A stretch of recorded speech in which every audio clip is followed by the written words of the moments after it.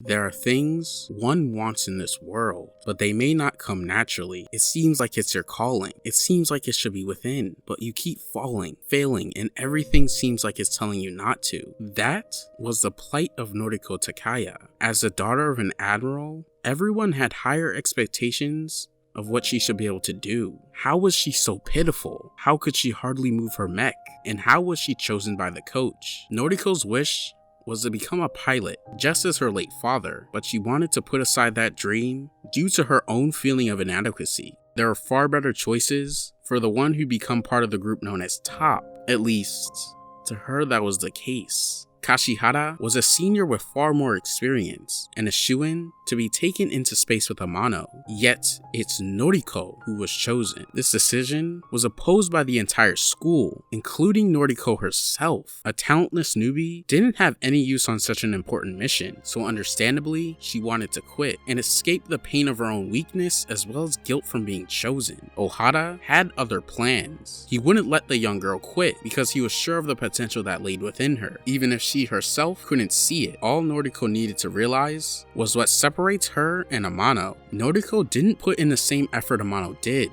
Talent or no talent is irrelevant if you don't work. That realization is what she needed to be pushed into action. Even if in the present she wasn't worthy, she could make herself become worthy. No matter what anyone said, it's her who was chosen. So rather than give in, she defied everyone's expectations. She wanted to be a pilot, so why compromise her dream for others? With her newfound mindset, she was able to surpass Kashihara and prove her worth. Unfortunately, that wouldn't be the end of her struggle. While she could defeat her peer, it was far different from real battle, where lives were on the line. Her own One-sama even going as far as dissolving their partnership. Feeling it would be too dangerous for the still inexperienced Noriko, that hypothesis proved correct when Noriko allowed Smith to die because she couldn't act. The loss of her first love weighed heavily on her mind, but she decided to use it as motivation to improve rather than give up. Until soon after, a reason to give up would rear its head, being told to remain on standby as a result of her still present trauma, not wanting to go back out into space. Ohara claimed he would never bench her, but he went back on his word, conveying to Noriko that no one believed in her anymore. Smith was dead, Amano didn't believe Noriko would last another battle, and now Ohara seemingly tossed her aside. Momentarily, her spirit was broken, but she isn't the same as she used to be. As everyone around her faces death, she's able to pull herself together. Not doing anything wouldn't change the dire situation unfolding, but if she were to try,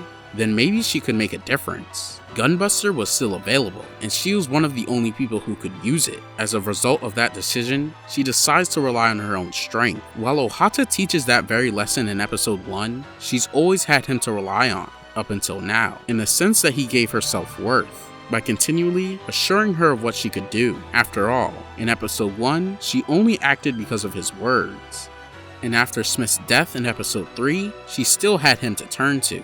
Now, Noriko is relying on her own strength that gives her the determination to change her circumstances. Getting into Gunbuster, she saves the day because she's willing to put aside her fears and try, showing she's worthy to everyone and achieving her dream of becoming a great pilot, but at a cost. Due to time dilation, she's become disconnected from everyone around her. All of her classmates grew up and left her behind, an example being Kimiko, who became a mother while she was gone, making Noriko feel a sense of isolation from how far the world has advanced without her, an unavoidable sacrifice that she needed to accept. Amano felt the same distress regarding time dilation, taking her precious time with Ohara, which nearly caused her to abandon the mission, but Noriko pulled her together through understanding it was a necessity. In episode 2, Noriko went through something similar, trying to see if her father was alive only served to jeopardize a mission. Both decisions being ones of foolishness that caused pilots, those around them, and in this case humanity, to possibly meet their end. Everyone staked their hopes on Gunbuster. Noriko and Amano had no other choice but to prevail, even if sacrifices needed to be made. Not needless ones to escape pain and weakness, as Noriko once did, or even Jung with her attempt to partake in the final battle.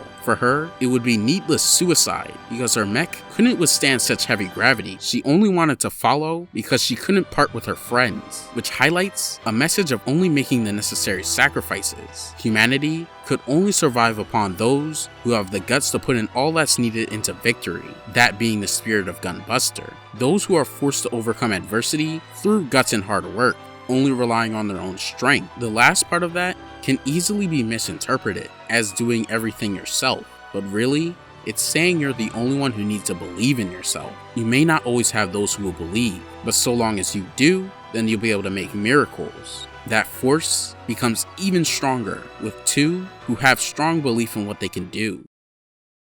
Diebuster, despite coming over a decade later, manages to be additive to the original message of Gunbuster. Personally speaking, at the time of recording this video, I don't like the sequel, and I know there are others who feel the same, but it's undeniable it has its own value, and how it steps up the idea of the strength of one's heart, embodied not just in the leads. Tico, learning to believe in herself once again after giving up on herself and others, allows her Buster machine to awaken, but the idea of the power of the heart is even more ingrained into the narrative of the topless. They all fear the day they lose their powers, because in Diebuster, they're the only ones who can pilot the Buster machines, so without the topless ability, you're useless, or so they thought. Lauk, in the climax of the OVA series, ends up losing her powers, but thanks to Nono telling her about Nerae, she realizes even a normal girl who isn't special can make a difference. Arguably, Diebuster strengthens that aspect of Gunbuster, because Noriko was recognized for the potential she had. Conversely, a topless who loses their power isn't seen as much of anything,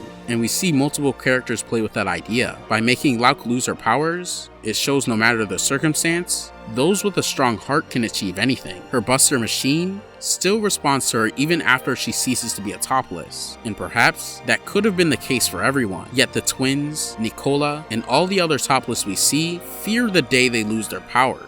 We even see someone like Casio, who held on to his past and was unwilling to move forward, convincing himself he was still a topless. By acting under that illusion, nothing would change his current circumstances, or in other words, he couldn't create his own miracle. But what about Nono herself? How does she add on to Gunbuster? Throughout the series, she's constantly denied what she desires, yet still tries to change her current circumstances. She progresses on many fronts, such as being accepted by fraternity, which inches her closer to becoming a pilot, as well as earning the recognition of Lauk. But she isn't granted a Buster machine of her own, which she comes to realize doesn't matter. When Casio says they're nothing without Buster machines, including Noriko, it's a factually untrue statement. Accepting your current lack of ability as something that has no hope of being changed gets you nowhere. Nono always believed Noriko was merely a normal girl, so to believe she was nothing without Gunbuster would be to ignore how she had to have a strong heart in order to change herself and get to the top in the first place. Noriko wasn't strong because she had a Buster machine. She was strong because her heart allowed her to reach the point to where she could use it.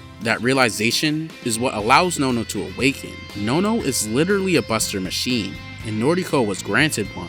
But both girls wouldn't have been able to use what they had without belief in themselves. Gunbuster and Diebuster get across the human spirit, being the acceptance of pain and suffering, but overcoming it. From finding the things one didn't even realize they had, from believing in themselves. If you can't believe, then it's already over. And if you can, then you can make the impossible possible.